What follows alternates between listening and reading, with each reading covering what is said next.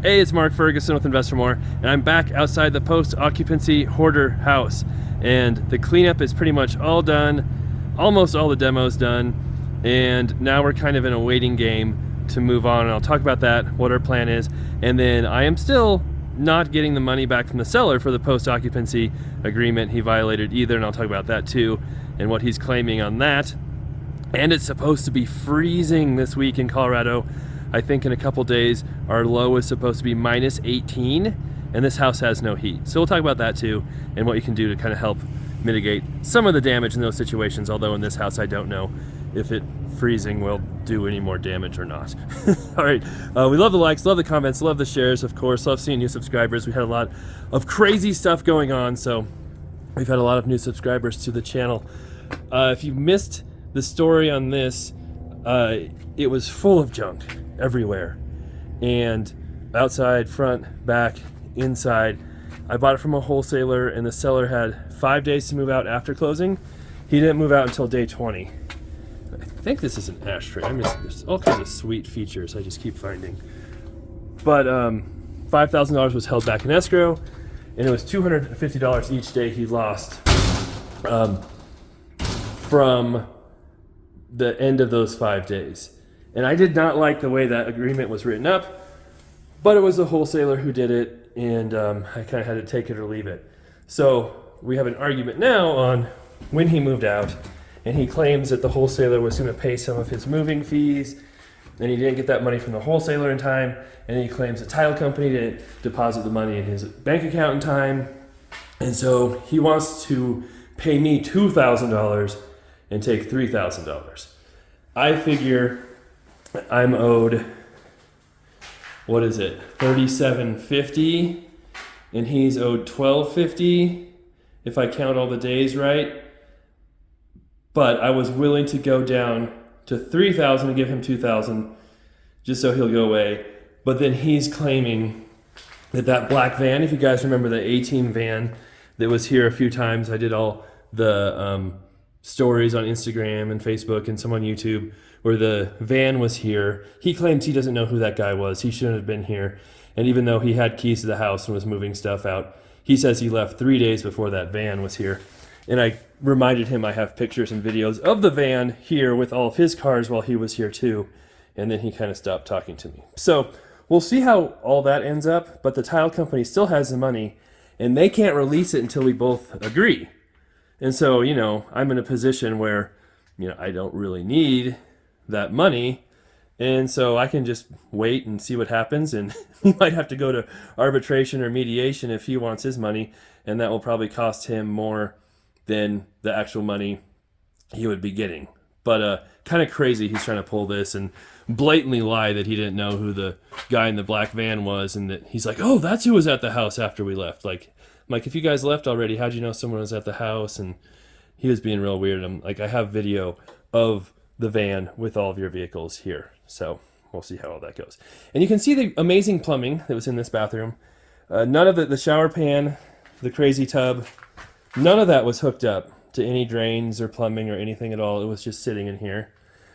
So this whole bathroom is just junk. You may remember, he's covering it up now. There's a safe. Right. Oh, did he take the safe out? I don't know. Ooh. Oh, he did take the safe out. Very loud, sorry. He did take the safe out. Okay. I don't think we had the combo or anything, but that was like one of the few cool things we found in this place was the safe in the concrete there. And so many little cubby holes and weird stuff going on just all over. And yeah, so much amazing custom stuff. But right now our plan is to get our electrician in here, go through everything, tear out whatever he needs to tear out and fix, and then we'll go from there and see what we need to do at that point. Electricians are tough right now. We have had a lot of issues finding electricians who can work in a timely manner and get out here. So hoping we can get that done sooner than later, but we might have a lull here in the rehabbing process while we wait for that. And yeah, this is where the speakers were in the ceiling, which I'm still not sure why there were speakers in the ceiling, but yeah, strange property. A window goes right there. This used to be 2 bedrooms when the house was first built. Now it's one weird room. The whole house is one weird room. But it does look way better than it did when I bought it. And there is always, of course, the option of just trying to sell it now, cleaned out and cleaned up. I haven't even thought about that. I paid $247,000 for it. I don't know, boy, what someone would pay for this in this condition. Would they pay $280,000? I don't know, because I would still have selling costs, some carrying costs, financing costs, cleanup costs that go into this. But at this point, you kind of have to look at, will you make more money selling it quick and maybe making a little bit? Or if you have to gut the whole house and redo everything, will it be worth all that time and effort to do that? And will you make any money at that point? And it's kind of like the sunk cost theory. Any costs I have into it right now don't really matter, right? If I have $200,000 in extra costs into this property that I already spent, like, that doesn't matter going to the future. What matters in the future is how much more I'll sink into it versus my return, or if I don't sink more into it, what my return would be at that point. So that's something to consider here. And I probably should write out some numbers and look at that option, because like I said, it could take us a while to get all this done and sorted out. And maybe somebody wants a fixer-upper, who knows. And see, the kitchen is gone. You can see everything. And then, yeah, the backyard is so much better now. It was just full of stuff before. Oh, and I think I forgot to mention, in the bathrooms, I think they're still, the toilet was gone, right? But when it's going to be real cold like this, you can see what great shape the plumbing was in. But if it was in good shape and you don't have heat, you can winterize a property. I talked about this before, but you put antifreeze in the toilets, any drains, that you can't get all the water out of, put antifreeze in there. You blow out the pipes if you can. If it's a system that holds, some amount of pressure, you can open up a line usually close to your water main if you can. Get an air compressor and blow out all the water you can, and then open all the faucets, and that will help prevent the pipes from freezing, breaking. You can see it looks much better, but it's still have to get rid of the hazardous material stuff, which there are certain days we can take that in. Oh, some tires. Of course there's tires. The dump won't take tires, so I have to do that. And got the weird room under there. We left these materials. I don't think we're gonna use them at all because the rock is just all junk, but we'll see. I'm hoping we can just take this rock off, but we'll see, because it was just done so poorly. I don't think we can save it. You can see siding there. This property looks much nicer with all the junk here. It does now. Again, so much stuff going on. I haven't seen in the garage for a little while.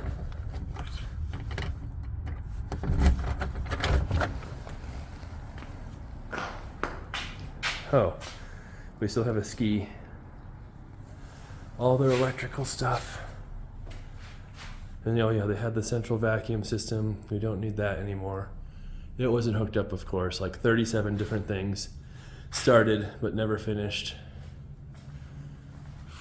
And this is that weird, oh, looks like my guys put a hole in there to see what they could see. And yeah, it's just, they must have had that going into the living room and they patched it, and it was just another stash box. Weird stuff. So, yeah, that's the house. Now my plan is, I guess, to figure out for sure, do I even want to repair this one? Maybe not. And oh, that's a nice step right there. Maybe we look at the numbers and see if we can sell it as is after it's cleaned up a little bit, and or we could just try that while we're waiting, put it up for sale, and if it doesn't sell, then continue with the rehab. A few different options there. Is that a phone line, speaker wire? They did such a good job with all their mudding. Boy, just find more and more stuff every time. Oh. All right, that's the property. It's probably a balmy 31 degrees in here right now. And, yeah, like I said, gonna be way colder later this week. So we'll see. Hopefully we've got all our properties. Should have heat on and hopefully water off if they're vacant. Hopefully all the tenants know if they're around, keep the heat on, and hopefully we don't have any issues, but seems like every year we have some kind of issue with the pipe breaking, something with water, and you just have to work through it and deal with it. All right, thanks for watching. We'll be back with more updates on this one as we go along. More weird wires coming through the stairs. That makes so much sense. I don't know what all those holes are either. If that was just to hold all that stuff down there, I don't know. Anyway, we'll be back with more updates on this one, our other properties. We just got another lease signed on my big industrial property that I bought earlier this year, so that's good. And that property's doing great. Some of our other properties are doing great. It's not all bad. It's just sometimes we have some crazy stories because I buy some crazy properties. All right, take care. Be back soon.